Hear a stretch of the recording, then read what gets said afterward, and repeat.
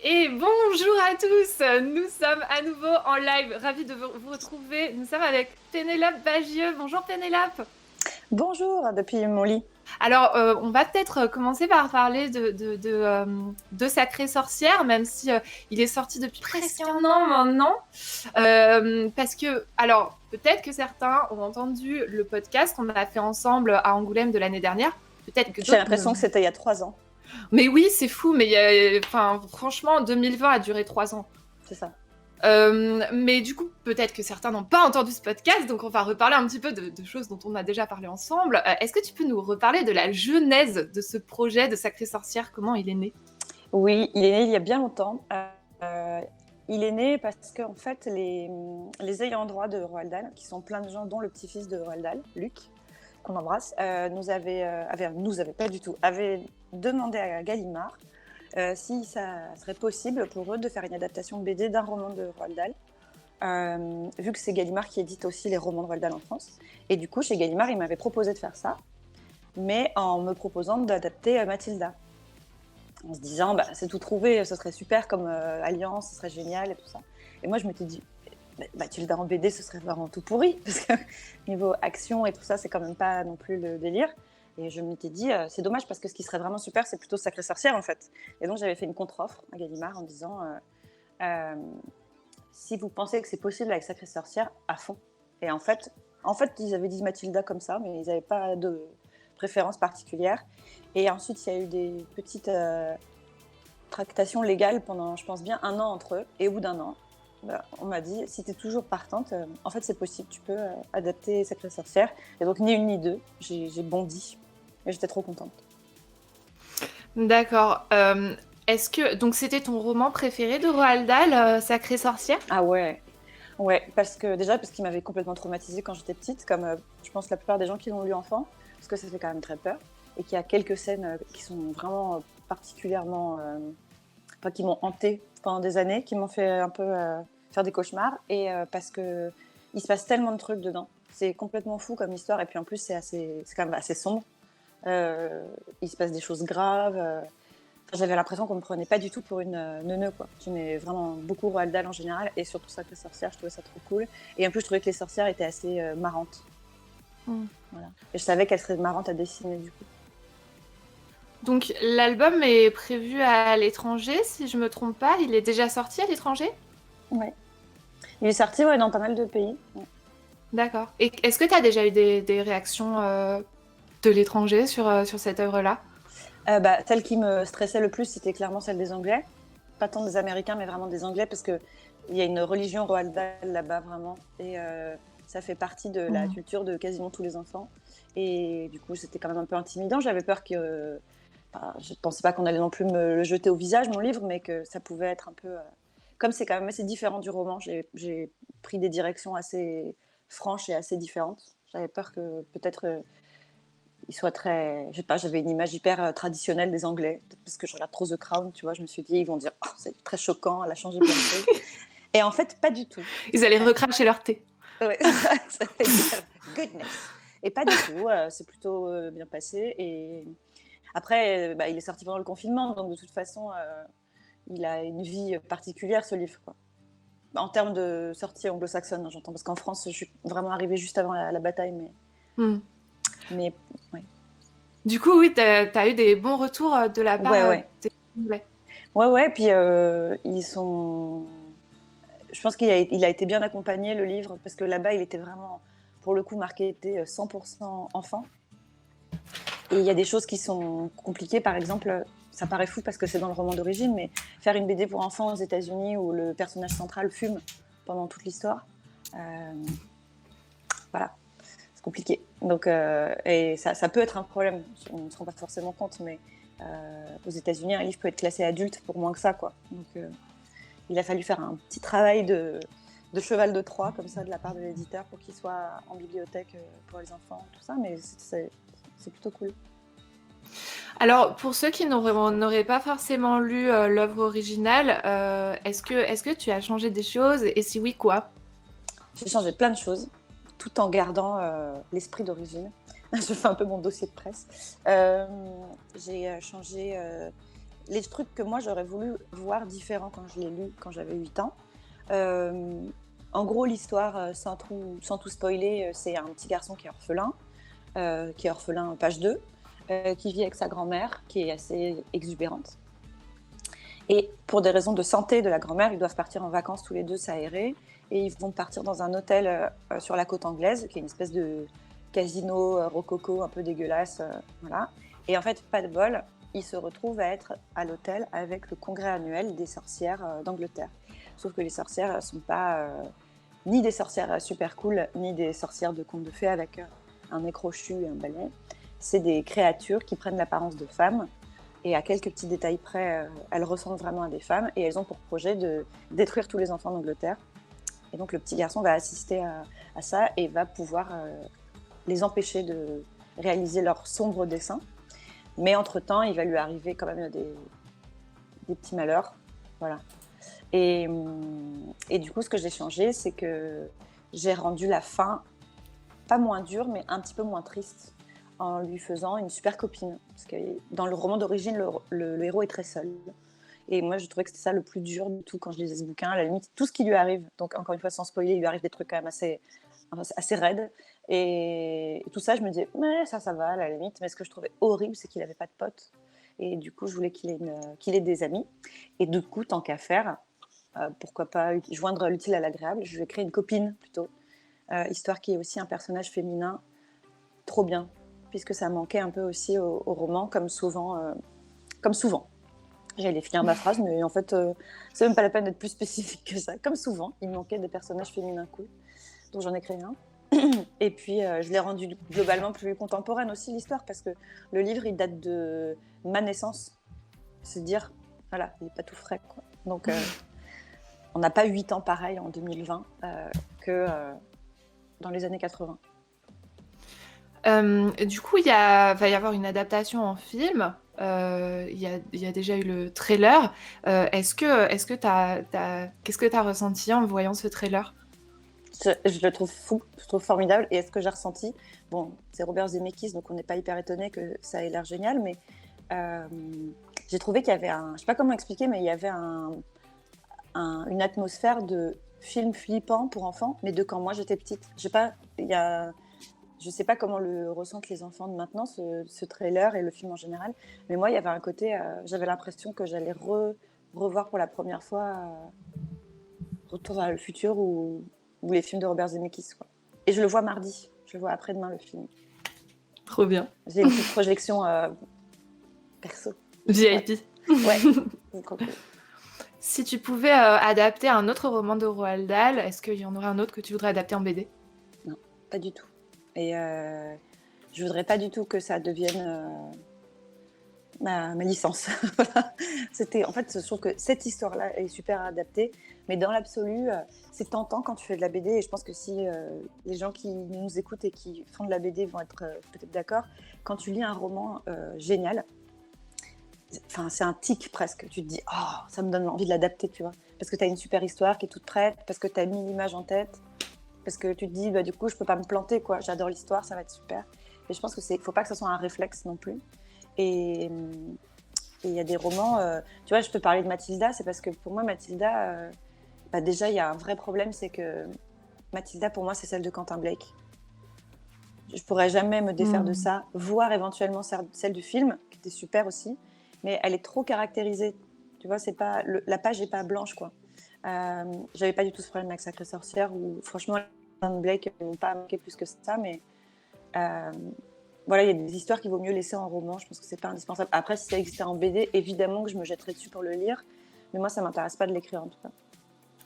Donc oui, pour je sais pas si c'est connu ou pas connu, mais pour ceux dans le chat qui connaissent pas forcément, Quentin Blake, c'est donc celui qui a illustré les œuvres de Roald Dahl.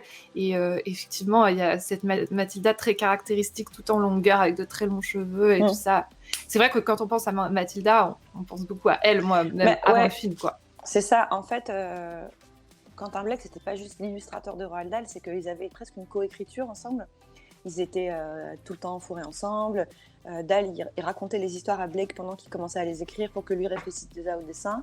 Et il a tenu à ce que dans toutes les éditions dans le monde, toujours, ce soit ses dessins à lui qui soient associés à ses livres. Donc vraiment, ils sont indissociables. Et quasiment tous les lecteurs du monde ont eu les deux en même temps et ont toujours associé l'un à l'autre. Donc c'est hyper compliqué derrière d'essayer de changer ces codes-là, quoi. Ouais. Alors parlons un peu de tes autres hauts faits pour parler en vocabulaire gamer. Tu as reçu un Eisner en 2019 pour Les Culottés. Alors ça, pour le coup, c'était il y a 10 ans. Et ce n'est pas tout, tu as reçu un Harvey Award pour California Dreaming, si je ne me trompe pas. Ouais. Est-ce que c'était un goal pour toi, ces prix-là aux États-Unis? Et ben, je sais pas quel est le mot quand c'est goal sans que tu y aies pensé avant, mais effectivement, rétrospectivement, quel goal. Mais non, je pense qu'on n'est pas du tout entraîné à avoir ce genre de rêve. De manière générale, dans la BD, on n'est pas très entraîné à avoir des rêves de reconnaissance, puisqu'il y en a peu. Et puis, moi, déjà, j'avais failli faire un malaise en apprenant qu'il était en sélection au Eisner, en fait. Le fait d'être Eisner Award nominee, c'était déjà que j'en pouvais plus. Et moi, j'avais prévu de même pas y aller à la cérémonie parce que c'était impossible que je l'aie, quoi. Donc, c'était pas du tout un goal pour le coup. Mais après, j'allais dire après, c'est formidable. Mais en fait, ce qui est quand même hyper dingue, c'est que après, ça change en plus rien du tout et qu'on n'y pense jamais, en fait. Je trouve que ce genre de récompense, c'est génial pendant le soir où tu l'as. Ça, c'est ta soirée de rêve, c'est ta soirée. Tout d'un coup, le rêve de Princesse Sarah devient réalité et tout est super et c'est magique. Et tu vois, et c'est marrant, j'en reparlais récemment avec l'éditeur américain parce qu'on est rentré à pied de la cérémonie à San Diego jusqu'à l'hôtel et je me souviens du trajet, tu vois, du retour où je marchais en me disant oh, j'arrive pas à croire. Et genre, j'avais mon trophée dans les bras, je me disais, non mais tu te rends compte, mais c'est super. Et genre, je regardais le ciel et je me disais, je rentre à l'hôtel et j'ai un Eisner et tout ça. Et le matin, me réveillant, pareil, j'y croyais pas, c'était génial. Mais alors, 2 jours après, en fait, l'effet est retombé, c'est fini, tu t'y repenses plus jamais. Et ça change rien dans ta vie du quotidien, donc voilà. Mais quelle soirée, quoi. C'est sûr. Du coup, c'est vrai que ta carrière, elle est devenue un peu internationale avec le fait que tes œuvres soient publiées dans plein de pays. Je me souviens que moi, à Angoulême, j'étais passée voir ton éditrice et elle m'avait montré la version russe des Culottés qui est vraiment très très belle. Mais c'est toujours une œuvre qui sort en France et ensuite qui sort dans d'autres pays. Est-ce que t'as pas eu envie de publier directement aux États-Unis? Alors, j'ai vécu là-bas pendant quelques années, et quand j'habitais là-bas, mon éditeur, le même, celui avec qui j'étais rentrée à pied des Eisner, lui, c'était son objectif, c'était qu'on arrive à faire ce qu'il appelle un livre américain, quoi. C'est-à-dire un livre qui est vraiment pensé pour le public américain. Et ça me disait bien, moi aussi, carrément. Mais en fait, il y a trop de contraintes particulières, il y a trop de spécificités au lectorat américain quand on fait de la BD qui n'est pas du comics. On se rend pas forcément compte, mais c'est quand même des codes très différents. La BD, j'aime pas dire franco-belge parce qu'immédiatement on pense gros nez et qu'en fait ça veut dire plein d'autres choses, mais en fait la BD telle que nous on l'a fait pour qu'elle puisse passer, atterrir entre les mains des Américains, il y a quand même plein de choses qui doivent être arrondies.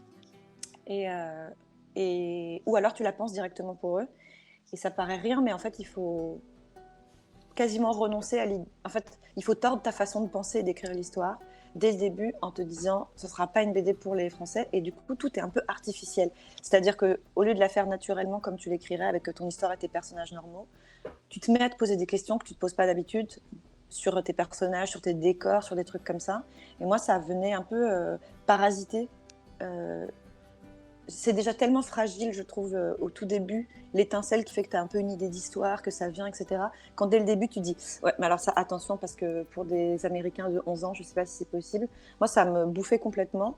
Et plus ça allait, plus je me mettais une pression pas possible. Et à chaque fois que j'avais un début d'idée d'histoire et que je lui en parlais, il me disait « Ouais, après ça, c'est quand même assez français. » Et en fait, je me suis rendu compte que j'avais pas particulièrement envie de le faire, en fait.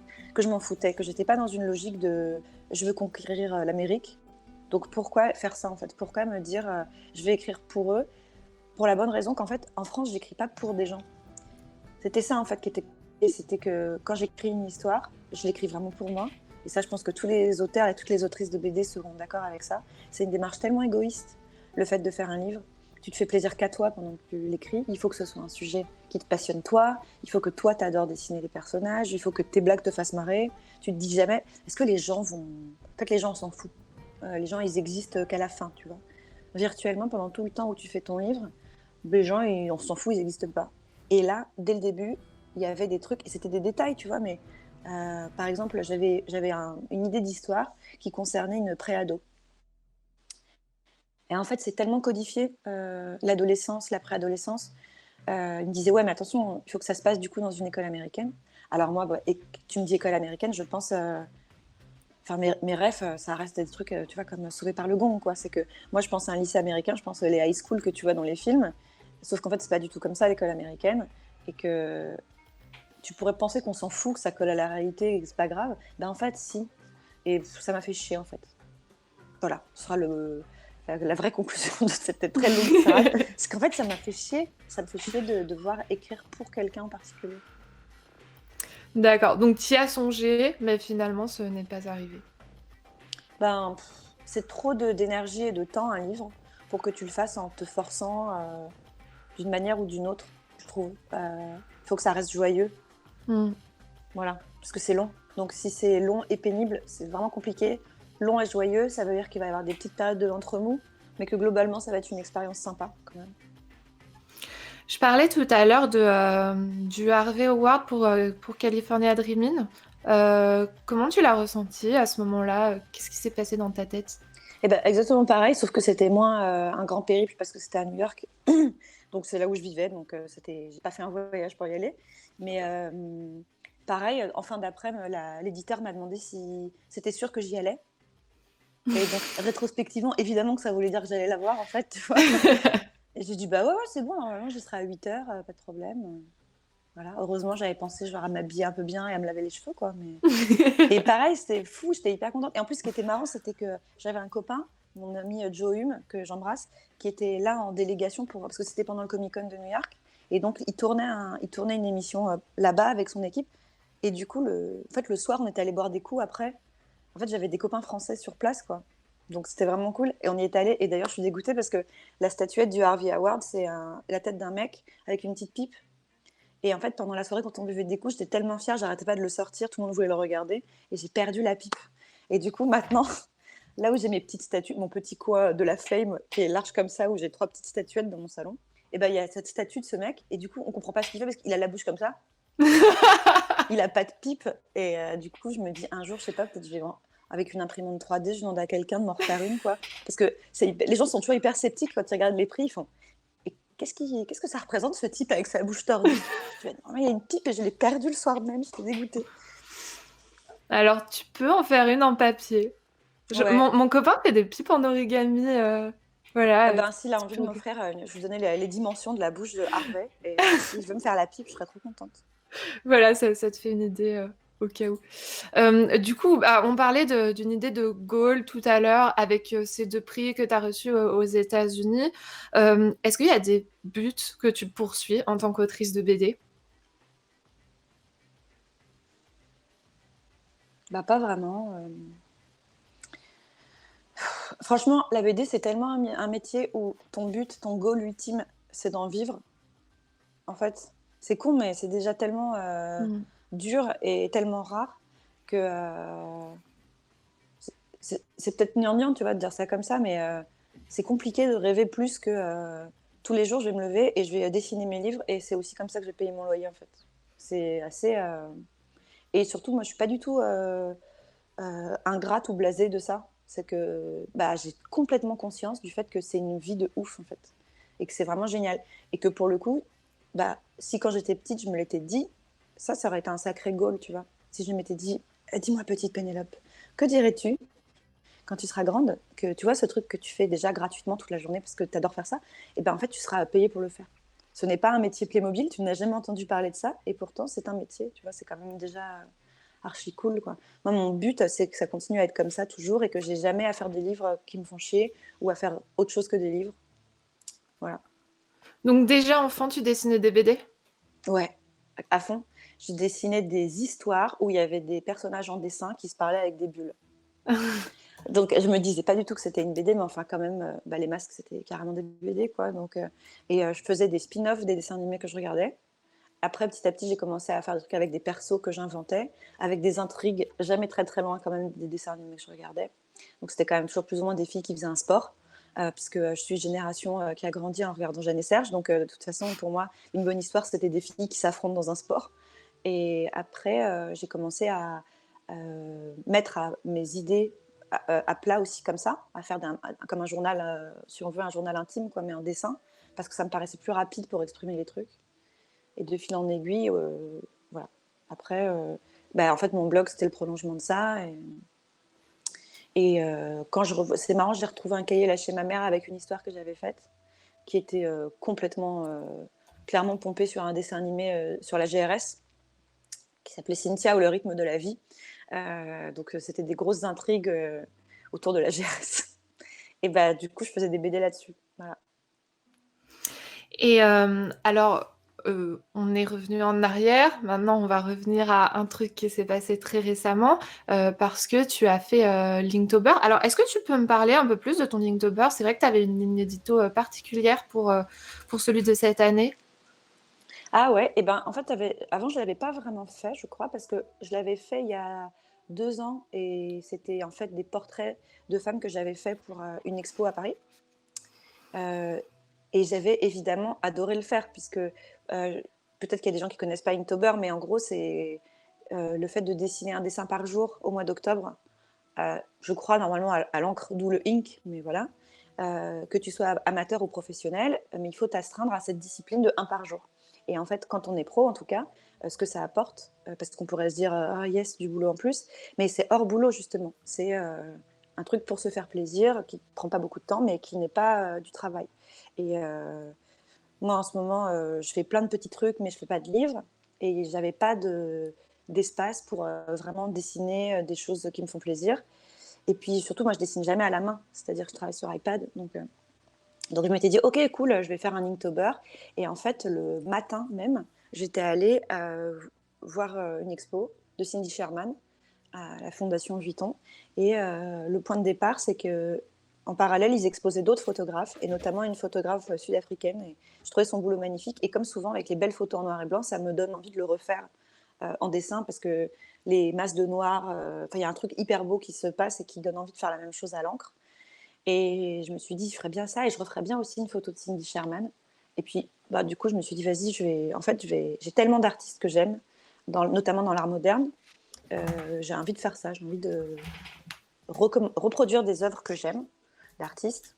Et je vais en profiter pour montrer des artistes parfois un peu moins connus du grand public. Évidemment, c'est mon petit côté Alice Coffin secrète. Je ne vais pas du tout prévenir à l'avance, mais ce ne sera que des femmes. Et puis du coup, ça va faire découvrir des artistes aux gens. Et puis surtout, en fait, ça va, moi, me faire dessiner des belles choses. Et je vais les poster tous les jours, comme le veut la règle de Linktober. Et en fait, au bout d'un moment, assez vite, des gens m'ont dit « Ah super, du coup, tu vas les vendre ?» Et je n'avais pas du tout pensé. Puis je me suis dit que soit je les vendais, soit elles restaient dans un tiroir et elles finiraient probablement avec des ronds de tasses de café dessus. Donc autant les vendre. Voilà, que ça ne servait à rien de les stocker chez moi par terre, quoi. Et en fait, au même moment, je venais d'être... c'est long comme histoire, mais la chute est pas mal. Je venais d'être jury pour le Paris Podcast Festival. Et dans les podcasts qu'on a entendus, il y en a un que j'ai vraiment énormément aimé, qui s'appelle Légitime Violence. Et l'épilogue de Légitime Violence, c'est un discours de l'abbé Pierre, qui est archi connu en fait, puisqu'il avait été également repris par Nekfeu, mais qui est un discours de l'abbé Pierre hyper violent et hyper... qui te met une grosse patate dans la gueule sur l'inaction face aux choses qui doivent nous révolter, et où il dit et vous qui le soir allez vous coucher bien tranquille dans votre petit lit bien chaud en laissant des gens crever dehors, vous avez du sang sur les mains, quoi. En gros, il le dit beaucoup mieux que moi. C'est un très grand orateur. Et je sais pas, ça m'a fait réfléchir vachement. Puis je me suis dit, vraiment, tu vas vendre tes dessins tu veux pas faire un truc un peu utile? Et du coup, j'ai contacté la Fondation l'Abbé Pierre. Et je leur ai dit, qu'est-ce que vous en diriez si je vous donnais des dessins à la fin du mois et que vous les vendiez et que vous gardiez toute la thune et que comme ça je me sente un peu moins inutile. Et donc on les a mis en vente. Ça a été un casse-tête pas possible pour faire les prix. Il y a mon galeriste qui s'est mis sur le coup. Ils avaient demandé du conseil à Arcurial, etc. Et ils ont fait des prix que je trouvais... J'arrivais pas à avoir d'opinion parce que c'était cher et pas cher. Bon, je savais pas trop. Mais j'avais tellement peur que ça se vende pas. Que la veille du jour où ça a été mis en vente, j'étais en train de me préparer psychologiquement à en acheter moi-même pour pas qu'ils soient déçus à la Fondation l'Abbé Pierre. Je me disais, putain, les pauvres, si demain ils vendent rien, j'aurais honte, mais surtout je serais tellement triste pour eux. Et du coup, je me dis, bon, moi, combien je pourrais en acheter éventuellement et tout ça. Et en fait, le lendemain, il y a eu la mise en vente à je sais plus quelle heure, à 10h. Et je me suis connectée et j'ai vu que ça... Il y avait un problème, il y avait marqué qu'ils étaient tous épuisés. Et du coup, j'ai appelé Hello Care, Hello Asso qui s'occupait du truc. Et limite, je les ai pourris, genre, you had one job, quoi. Et je dis, putain, le truc est planté, il n'y a rien qui marche et tout. Et ils m'ont dit, mais non, mais c'est parce que c'est vendu, en fait. Parce qu'en 1 minute, ça a été vendu. Et, euh, et donc, j'ai commencé à sauter dans mon appartement. Je dis, mais par des vrais gens qui ont donné de l'argent et tout. Genre, vraiment, tout est parti. J'étais comme une folle et tout. Et les mecs m'ont dit, putain, mais ça nous a rapporté 20 000 balles en 1 minute, en fait. C'est trop cool. Ils m'ont dit, mais on aurait pu les vendre le double. Ouais, je sais pas. Et du coup, je leur ai dit, mais on refait ça l'année prochaine, mais tellement, c'est sûr en fait, parce que moi j'ai adoré le faire, c'était vraiment génial, j'ai passé un mois génial à faire ça, et ça a levé tellement de thunes en fait. Refaisons-le tous les ans. Du coup, pour ceux qui n'ont pas réussi à avoir des originaux cette année, L'an prochain. préparez-vous et Ah ouais. sachez que ça part très très vite. Voilà. Ben oui, ça part très vite. Eh oui. Donc tout à l'heure, on parlait justement des goals qu'on a que vous avez en tant que auteur de BD. Euh, Est-ce que ça, par exemple, le fait de participer à la communauté de cette façon, ça peut être un goal? C'est-à-dire que ça aide quand même à supporter l'insupportable, quoi. C'est que c'est quand même cool quand ton travail est un peu aligné avec les choses qui t'agitent. Et surtout en ce moment où on est très agité quand même par tout un tas de choses insupportables. Ce serait... c'est un peu comme aller se dégourdir les jambes quand tu te sens un peu engourdi, quoi. C'est-à-dire que ça suffit pas à me dire ah bon au moins ma part du travail est faite, je peux dormir tranquille. Mais c'est pas tant pour être utile, c'est pour faire quelque chose de la colère et de l'inaction. Donc et c'est tellement pas grand-chose en fait. Mais je fais quelque chose concrètement de toute ce trop plein de oh putain. Donc voilà, faire des trucs comme ça. Ou par exemple, ce qu'on peut faire aussi quand on fait de la BD, qui est vraiment cool, c'est que euh, je déteste qu'on utilise la BD comme outil pédagogique en se disant c'est plus simple à comprendre avec une petite BD. Mais pour le coup, il y a des choses qui sont très visuelles et qui marchent mieux avec un peu de dessin. Et à un moment, par exemple, j'avais fait ça avec une asso qui s'appelle Bloom pour expliquer les problèmes de la pêche en eau profonde, qui était en plus surfinancée par l'Europe. Et soit tu ponds un pavé de texte de 5000 lignes et un gros appareil que les gens ne lisent pas jusqu'au bout, soit tu le fais, tu mets ça en image, et du coup les gens le lisent, du coup évidemment les gens partagent ta colère et ton indignation, et après eux-mêmes vont aller faire des choses. Donc elle peut aussi servir, cette capacité à dessiner, à juste servir de relais et partager les choses qui t'énervent. Donc moi ça m'évite de devenir complètement tarée en fait. Mm. Sinon j'imploserais. Enfin, je pense que ce serait la violence physique en fait qui prendrait le dessus. Donc ces temps-ci. Ouais. Je pense C'est tu vois, les dessinateurs qui ont fait les portraits des députés, on parlait de Si, mais il n'y a pas qu'elle, et Cyril notamment. Bah, je pense que c'est la même démarche en fait. C'est de se dire, ça va pas changer le monde, mais je peux pas rien faire du tout parce que sinon j'implose. c'est une façon finalement de mettre à contribution ton talent pour la cause commune, quoi. Bah, c'est-à-dire que si je savais fabriquer autre chose de mes mains, j'essaierais de trouver. En fait, vraiment, pour moi, il y a pas de. C'est une démarche qui est pas du tout altruiste. C'est très égoïste. C'est que je fais pas ça en me disant je me sens utile. C'est que je fais un truc. Ça sort de moi parce que sinon, ça reste en moi. Et de la même manière que quand j'ai une histoire triste qui me pèse, ça me fait du bien de la dessiner aussi. C'est juste que la colère sorte de moi, ça m'évite le trop-plein. Et en plus de ça, moi j'ai une audience qui est quand même assez large, donc en plus quand je fais des choses, je sais que ça va avoir de l'écho. Après, ça pose d'autres questions, c'est qu'il faut pas se disperser. En ce moment, par exemple, tu vois, je me rends compte que quasiment tous les posts que je peux faire sur Insta, toutes mes stories, etc., c'est juste une succession d'appels aux dons pour des assos, des trucs comme ça. Au bout d'un moment, tu te dis, en fait, ça peut devenir vraiment pas juste ta ligne édito, mais ça peut devenir ta vie de faire que ça, tu vois. Donc, il faut aussi quand même réfléchir à pas saturer les gens, mais disons que ouais, il faut se servir quand même de son audience quand on peut, quoi. Alors, on parlait tout à l'heure, enfin, on parlait plus précisément de la vente aux enchères. Fanny, je suis désolée, je peux pas baisser son micro de mon côté, donc je l'éloigne de ma bouche. Désolée. Donc, on parlait plus précisément de la vente aux enchères et tu disais que tu t'étais pas sûre que les choses partiraient et tout ça. Est-ce que encore aujourd'hui, alors que tes BD se vendent facilement et que t'as des, t'as des prix et tout ça, est-ce que tu as encore ce syndrome de l'imposteur? Ouais, bien sûr. Je réfléchis à être fine dans ma réponse. Je l'ai évidemment parce que je pense qu'ils ne quittent jamais les gens qui font un métier artistique. Et même si c'est pas ton métier, le fait que tu montres les choses que tu crées te condamne à l'abonnement à vie, je pense, au syndrome de l'imposteur. Mais tu apprends de mieux en mieux à le contrôler et à vivre avec. C'est-à-dire à te dire qu'il n'y aura pas de moment où il va te quitter. Donc, comment on fait? Comment on fait en sachant que donc, tu peux à chaque fois te reposer, plus tu vieillis, sur tes expériences passées et te dire au pire, j'ai déjà vécu l'échec, je sais comment le gérer. Au pire, l'expérience m'a prouvé que ça se passe en général mieux que ce que j'imagine, etc. Tu commences à gagner en habitude, mais il n'y a pas de moment où tu dis vraiment que. Tu vois, c'est vrai que c'est un bon exemple, ce truc de la vente des dessins. C'est que la veille au soir, j'en avais parlé à mon mec et je lui disais qu'est-ce qu'on va faire. Limite, j'étais à lui demander tu pourrais pas m'en acheter un, tu vois, ça fera quand même un de plus et tout. Et lui, il me disait mais moi, j'ai aucun doute, en fait, ils vont tous partir. Et je dis oh, tu dis ça parce que tu m'aimes, bah oui, forcément. Tu vois. C'est vraiment hyper sincère, quoi. C'est que pour les gens autour de toi, c'est une évidence. Du coup, c'est presque agaçant, je pense, tu vois, de se dire ah bah oui, t'as raison, tu vas nous faire pleurer et tout. Faut pas oublier que c'est toujours sincère, en fait, chez les gens qui doutent. Les gens qui doutent. Anne-Sylvestre, on t'embrasse. Un truc de. C'est quand même toi que tu vends aux gens. Donc c'est impossible de dire, j'assure, qu'est-ce qui pourrait mal se passer. Évidemment, c'est toi à chaque fois qui mets tes tripes sur la table en disant excusez-moi, j'ai fait cette petite crotte, j'espère que vous allez m'accepter.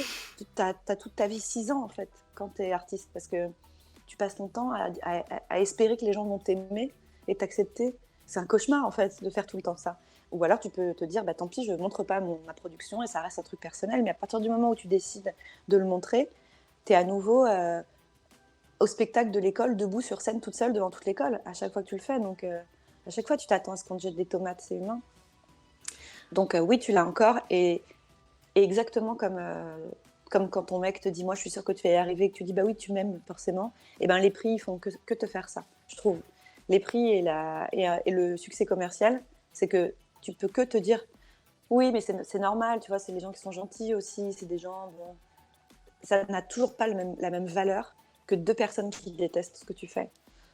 J'ai vu, il y avait un strip de Lisa Mandel là que j'ai trouvé super marrant à propos de son travail, où elle disait, c'était un strip où elle accumulait les gens qui disaient waouh, génial, super, exemplaire, c'est génial, c'est génial, et elle est à fond, et puis quelqu'un qui dit c'est de la merde, et puis elle est au bout du rouleau.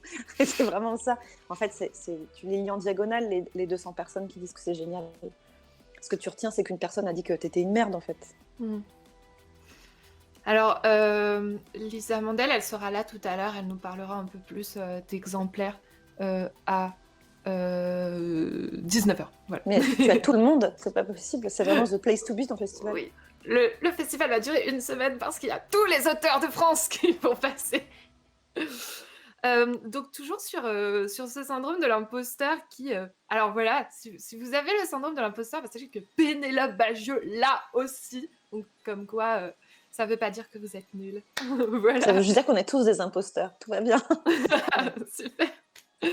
Est-ce que tu le ressens? Parce que j'ai vu, tu as fait plein de plateaux télé, plein de radios également, tu es passé au quotidien. Est-ce que quand tu passes comme ça dans des médias généralistes qui sont beaucoup écoutés, beaucoup regardés, tu le ressens quand même?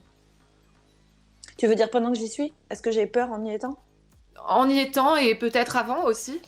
En fait, c'est un numéro de claquettes tellement huilé à la promo que c'est pas vraiment toi qu'on juge.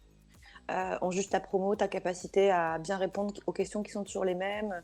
C'est vraiment un truc de perroquet un peu bichonné, quoi. Je dis pas qu'on répond toujours la même chose, mais au bout d'un moment, ça devient de moins en moins intimidant parce que tu sais ce que les gens attendent de toi, tu sais qu'on s'est mis d'accord sur voilà, alors on va te poser quelques questions sur le livre, après il faudra que tu fasses un petit dessin, après machin. En fait, c'est un truc de bon élève qui fait que tu te mets pas vraiment en danger. Alors au début, quand t'as pas l'habitude, c'est terrifiant parce que t'as peur de dire une connerie, etc. Mais après, ce qui est embêtant, c'est que, enfin, c'est embêtant et c'est un peu excitant, mais moi, plus ça va, plus on me fait pas parler que de mon livre, tu vois. Quand je vais à ces politiques, par exemple, c'est marrant, mais je sens qu'on va pas parler que de mon livre. Euh, Quand je vais chez Ruquier, quand je suis invitée chez Ruquier le lendemain du César de Polanski, ah, my two cents, qu'on va pas parler que de Sacré Sorcière, tu vois. Donc, il faut te demander si tu as vraiment envie de faire ça ou pas. Et moi, je comprends qu'on n'ait pas envie, tu vois, de se dire, les gens vont. Et moi, je le fais parce que ça fait longtemps que je le fais et que moi, je suis beaucoup plus maintenant en mode bring it on, tu vois. Genre, tu veux essayer de me faire chier sur des. Tu vas me mettre un mec en face qui va m'expliquer la vie. Euh, Aucun problème. Alors vraiment, je vous attends, quoi. Mais parce que si c'est des sujets sur lesquels j'ai hyper envie de m'exprimer. Euh, Ça me fait beaucoup plus peur. Euh, je sais pas de devoir faire des trucs avec, par exemple, dessiner avec les enfants. Ça me fait peur, tu vois. Tu peux vraiment te chier dessus, tu peux merder. Ils vont être sans filtre, ils vont te dire bah, ton dessin il est moche et tout. Aller parler de mon livre pour la 50e fois, ça me. Ouais, ça va. Du coup, tu dis que des fois, bah, il est arrivé qu'on te rentre dedans hein, sur des problématiques politiques et notamment féministes, on s'en doute. Est-ce que tu as des conseils pour pour qu'on... Parce que c'est vrai que moi, j'ai vu, hein, t'es pas du genre à te laisser démonter. Est-ce que tu as des conseils pour les gens qui veulent eux aussi soutenir ce discours? Bah, j'ai pas de conseils malheureusement. Si j'en avais, j'adorerais parce que ça voudrait dire que moi j'ai réglé la question. Mais moi, mon plus gros défi, c'est de rester calme, de pas commencer à avoir. En plus, tu sais, tu te connais, tu sais à ton visage quand après tu te regardes, tu dis putain, ça se voit tellement que je suis, j'en suis la Vénère. paupière comme ça et tout.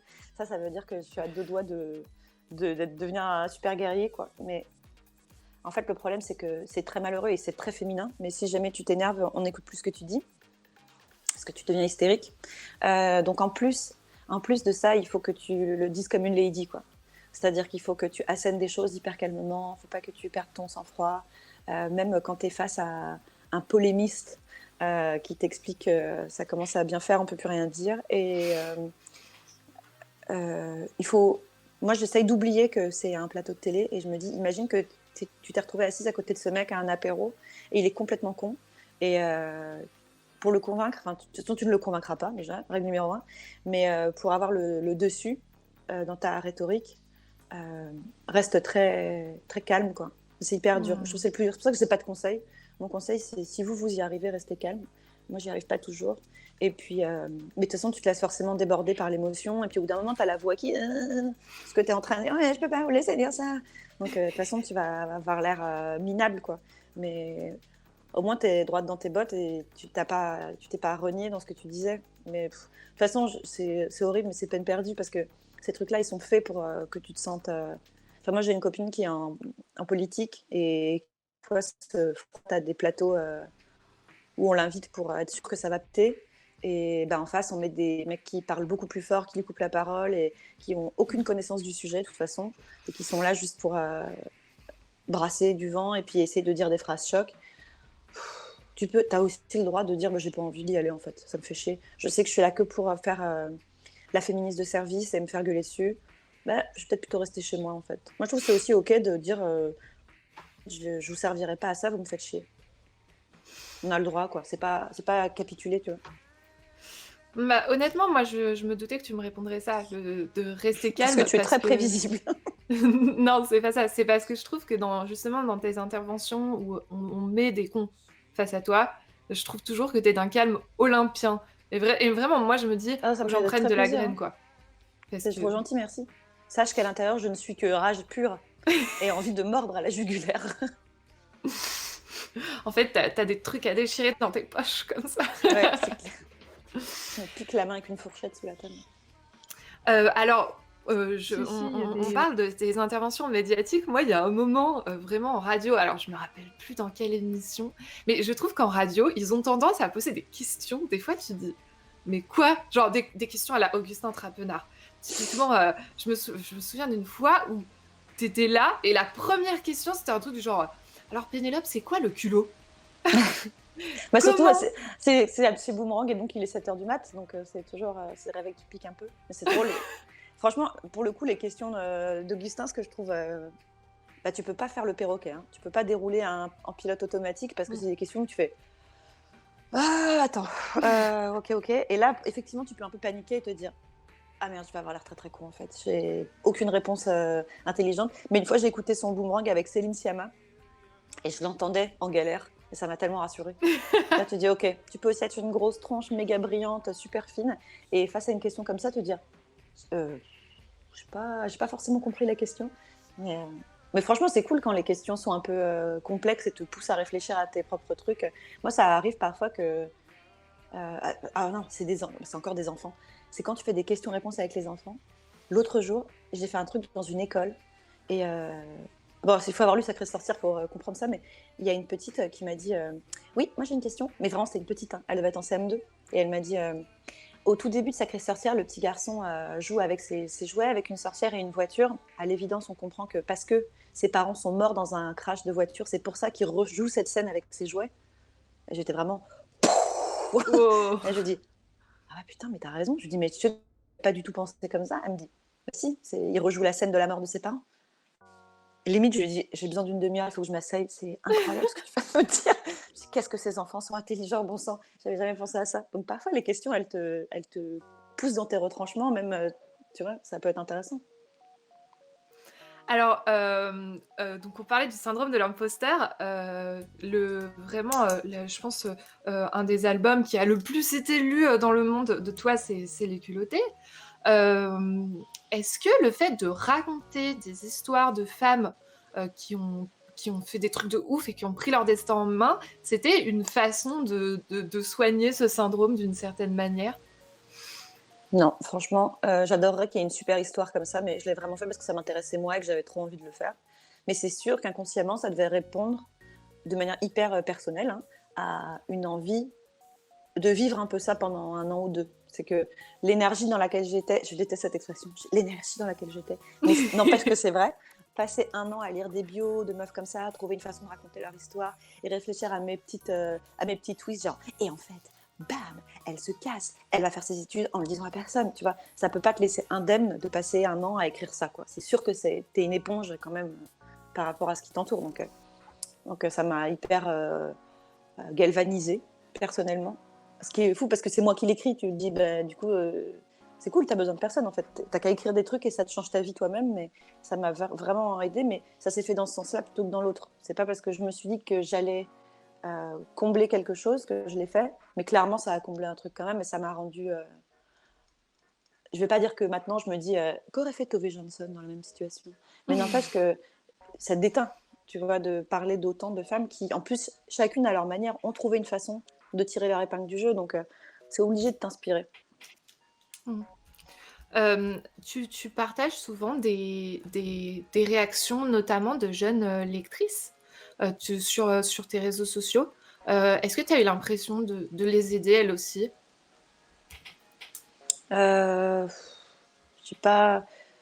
Non, je pense pas. Je pense que les jeunes qui se retrouvent à m'écrire, les jeunes, ce sont des enfants, hein, on va être plus clair, sont déjà dans un environnement où on fait tout pour qu'elles soient comme ça. C'est-à-dire, elles ont des parents qui font bien le job.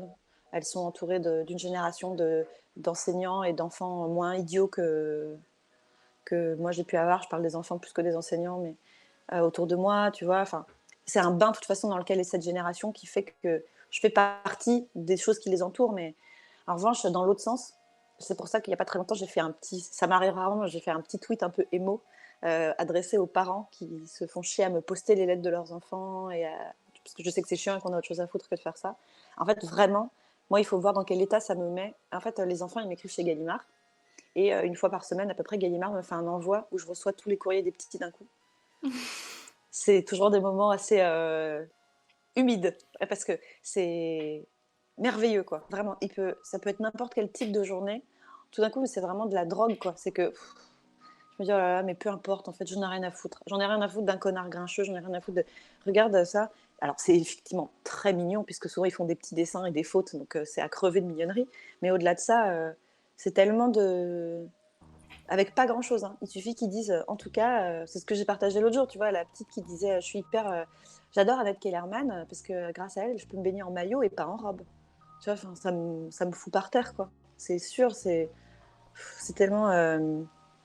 Enfin, je sais pas, c'est trop un beau cadeau quand les petits... J'adore quand les adultes m'écrivent aussi, mais eux, ils le disent avec tellement de... Ils sont tellement premier Doug, quoi. Je sais pas, c'est vraiment... c'est le truc le mieux. Alors, j'ai une boîte où je garde tout, les trucs des enfants, et surtout, je leur réponds à chacun. Tu vois, j'ai acheté du papier à lettres exprès pour leur répondre sur du beau papier et tout. Je le fais le plus vite possible pour pas oublier. Et je leur écris une lettre, et vraiment... je leur dis, ça me fait trop plaisir que tu m'aies écrit. Et j'espère que quand ils seront plus vieux, si à un moment ils relisent les lettres que je leur avais écrites quand ils étaient petits, ben, je pense qu'ils comprendront. Ils diront, ah ouais, putain, à l'époque, elle, ça devait lui faire sa journée, en fait. Ça devait être fou. Parce que comme ils sont enfants, ils se rendent pas compte. Ils reçoivent une lettre de moi, ils se disent, ah tiens, elle m'a répondu, c'est cool. Et ils se rendent pas compte que, en fait, ils m'ont vachement apporté, quoi. Je divague. Pardon. Non, ne t'excuse pas. Donc, Culotté a été adapté en série animée. Est-ce que tu peux nous parler un petit peu de ton rôle dans la série? Comment tu as intervenu, si tu as intervenu? Très, très peu. J'ai validé les gens qui s'en occupaient. C'est-à-dire qu'on s'est rencontrés, on a pris un café et je me suis dit, c'est bon, le bébé est entre de bonnes mains. C'est une équipe de productrices hyper engagées qui veulent le confier à des scénaristes super, qui veulent faire bosser 2 jeunes réalisatrices, vraiment très jeunes, ce qui dans l'anime n'arrive jamais, pour qu'elles s'occupent de tout. Elles vont gérer des équipes à Paris et Angoulême comme des chefs. Elles ont vraiment compris mes livres, ça va être génial. Je leur ai donné un petit coup de main sur un truc, c'est qu'elles me faisaient relire je sais pas comment on dit, tellement je suis une quiche en cinéma, mais les scripts. Et je leur disais quand moi je trouvais qu'elles étaient passées à côté d'un truc qui était hyper important dans l'histoire de cette femme. Voilà. Mais globalement, il y avait quasiment rien à redire. C'était super, c'était trop beau. Et quand je les ai vus pour la première fois, les épisodes, j'ai reçu un petit lien WeTransfer pour les regarder. Bah, j'ai chialé pendant tous les épisodes. Voilà. J'avais fait que chialer. J'ai chialé tout le temps en me disant c'est merveilleux ce qui m'arrive. Et surtout de me dire ça va passer à la télé à des horaires de dessin animé pour les tout petits qui vont regarder ça en disant et elle, c'est la dame qui s'est battue pour le droit à l'avortement. Et en fait, de rien que de penser à ça, j'étais en larmes de me dire c'est tellement merveilleux, quoi. C'est trop cool. Alors, juste à part tes larmes, moi, c'est l'épisode de 21 centimètres, hein, grande zo. Ah ouais? Pourquoi? Ouais. Je sais pas, j'ai trouvé ça... Enfin, je sais pas, en fait, j'ai vu ton parcours, tu vois, parce que c'est vrai que moi, je lisais ton blog. Et du coup, j'étais là, waouh, quand même, tout ce parcours. Et t'as aimé quand il y avait Élise Lucet? Oh là là, mais j'ai été spoilée. Ça m'a un peu... Ah ouais? C'était trop cool. Bah moi, tu sais, il m'avait pas dit du tout, quoi. On était dans le Panthéon, il me dit alors maintenant Pénélope, dehors, il y a quelqu'un qui t'attend. Et je pense que ça va faire une belle surprise. Et j'étais là, dis-moi qui c'est, s'il te plaît. Je déteste les surprises, donc dis-moi qui c'est. Et il disait non, je veux pas te dire.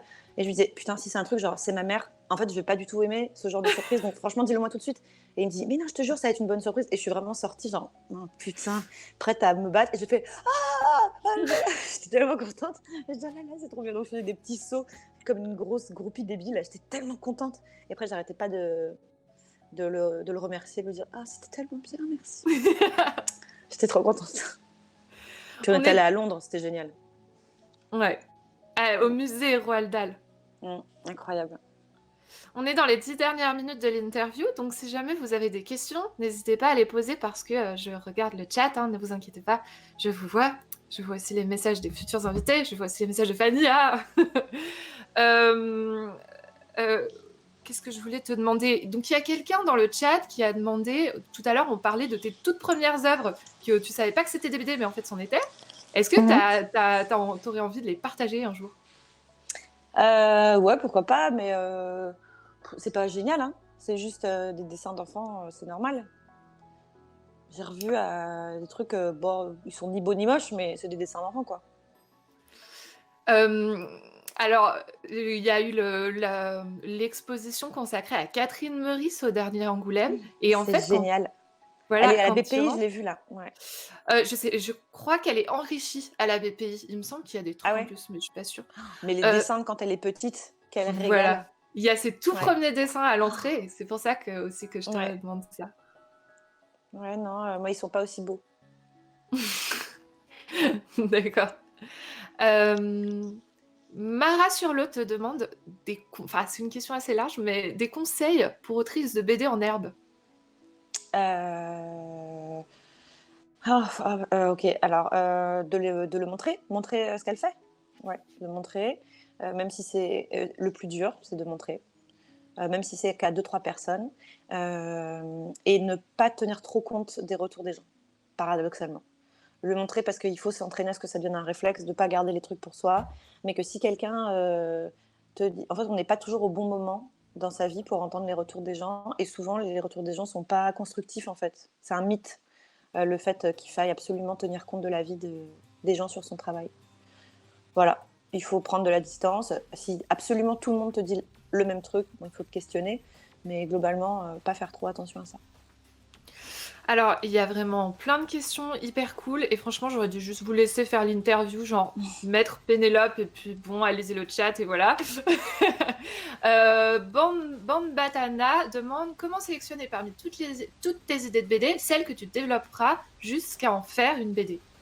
Il faut que pendant très longtemps, ça continue à me travailler. C'est-à-dire, j'ai tout le temps des millions de bourgeons de petites idées en permanence, et il faut voir si elles tiennent l'épreuve du temps.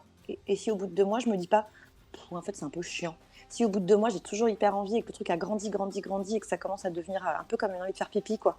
Genre, quand même, j'essaye de penser à autre chose, mais j'ai quand même vraiment envie de faire pipi, tu vois. Et ben, c'est un peu pareil. Ça veut dire que ça va me faire plaisir de le faire pendant 1 an. Donc, que c'est bon, on peut commencer. Et en général, au bout de 3 pages, allez, même pas 3 pages, au bout de 1 case, en fait, tu sais si ça te fait chier ou si c'est cool, ça va être sympa pendant 1 an. Et si ça te fait chier, faut pas hésiter à laisser tomber. À se dire, mauvaise idée en fait, c'est chiant. Next, voilà. Lagune en Chine demande, est-ce que tu as vécu le confinement comme une épreuve de blocage artistique? Ah ouais, complètement. Comme une épreuve de blocage tout court. J'aurais adoré faire plein de trucs et être hyper constructive. Des intervenants.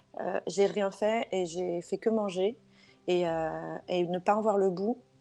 Après, j'étais dans un appart où j'ai de la lumière, où j'ai de la place, c'est cool. Et puis j'étais avec mon mec, c'était cool. Mais je me suis pas au début, je me suis mis la grosse pression. Je me suis dit, enfermé pendant 3 mois, c'est parti, tu fais un livre. Et en fait, ça marche pas comme ça. C'est pas parce que tu es enfermé que tu peux plus créer. Et moi, j'ai rien fait. Et d'ailleurs, je trouve qu'on sous-estime à quel point, par effet tache d'huile, après le confinement, on continue à être bloqué. Moi, je suis toujours un peu... tu vois, la vie, tant que la vie est pas normale, en fait, j'arrive pas à faire des choses.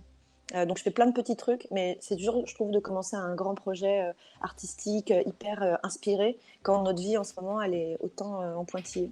Donc, ouais. Non, mais zéro remords à avouer que j'arrive pas du tout. Tranquillisez-vous. Laurie demande comment est-ce que tu as trouvé, comment tu as fait, bon, je vais remonter pour voir sa question précise, comment as-tu, arrêtez de parler, comment as-tu trouvé ton style, car il a bien évolué entre Pénélope Jolicoeur et Sacrée Sorcière. Alors, il n'a pas tant évolué que ça, si tu regardes bien, c'est juste que je dessine mieux. Et en fait, si tu regardes mes dessins de quand j'étais petite, c'est le même, mais encore moins bien. Je pense pas qu'on se trouve un style. Je pense vraiment qu'on dessine de la même manière toute sa vie depuis qu'on est petit, et que juste on le peaufine. Parce que techniquement, parce qu'il n'y a pas de mystère pour bien dessiner, il faut dessiner beaucoup, comme un muscle, quoi. Et je dessine pareil depuis que j'ai 3 ans. Mais Dieu merci, techniquement, ça s'améliore. Et en fait, c'est toujours pareil. Donc, j'ai pas trouvé mon style. Je pense que c'est important de s'inspirer des trucs qu'on aime quand on recopie un peu au début, quand on est ado et tout. C'est complètement OK de recopier des trucs. Je rappelle que j'ai commencé les BD en recopiant Jeanne et Serge, donc il n'y a pas de problème. Mais après, il faut juste continuer à dessiner comme on dessine. Et ça s'affirme. Voilà. Alors, il y a un utilisateur dont j'arrive pas à lire le nom, je suis désolée, parce que c'est que des consonnes. Est-ce qu'il y a une BD incontournable que tu conseilles à tout le monde? Il y en a tellement. Moi, sur Insta, pour plein de conseils lecture, qu'est-ce qui est vraiment indispensable ouais, si, très bien. Vous pouvez lire toutes les BD de Anne Simon. Voilà, chez Misma. Elle a créé tout un univers entier avec... j'ai pas envie de spoiler. C'est sublime. Déjà, le dessin a tombé par terre, mais en plus de ça, c'est un univers très, très complexe où on peut les lire dans le désordre parce que c'est très global. Il y a des tomes de personnages, il y a une chronologie historique. Tous les personnages sont incroyables. C'est hyper engagé en plus. C'est très drôle. C'est assez sombre parfois. Toutes les BD de Anne Simon. Et voilà, c'est super. Anne Simon chez Misma. Génial.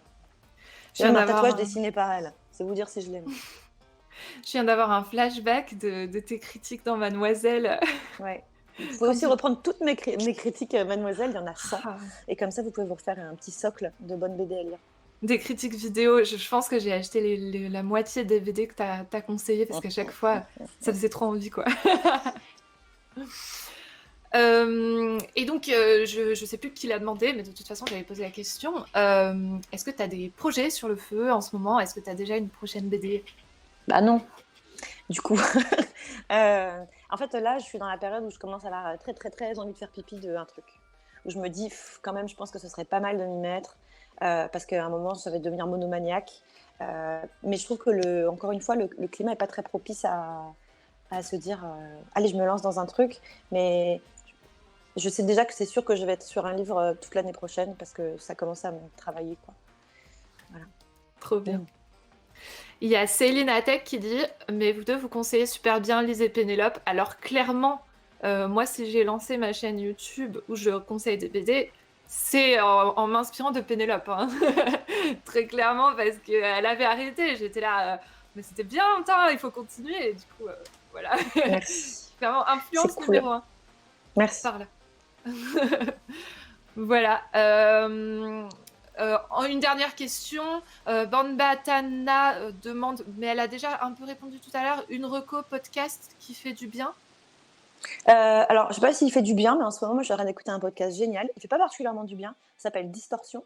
C'est un podcast québécois. C'est du crime, on va dire, mais c'est du crime bizarre avec un peu de surnaturel, des trucs en même temps d'internet. Enfin, et je suis complètement happée par ce truc. J'écoute ça en brodant. Attention, une minute vieille personne. Et le temps passe hyper vite. Je me dis, oh putain, il est 1h du mat. Ça fait 4 heures que j'écoute Distorsion. C'est trop bien. Ouais, j'écoute aussi, c'est trop cool. Et puis franchement, juste un podcast avec l'accent québécois, je dis oui, quoi. Et t'as vu comme au bout d'un épisode, tu l'entends plus du tout. Et ça te... Ouais. Au début, ça surprend un peu. Et puis au bout d'un moment... Au début, tu dis, ah, ils ont l'air sympas. Et puis après... Au bout d'1 heure, t'arrêtes de faire ta française et de le penser. Ouais. Et ben voilà, il est midi. Merci beaucoup, Pénélope.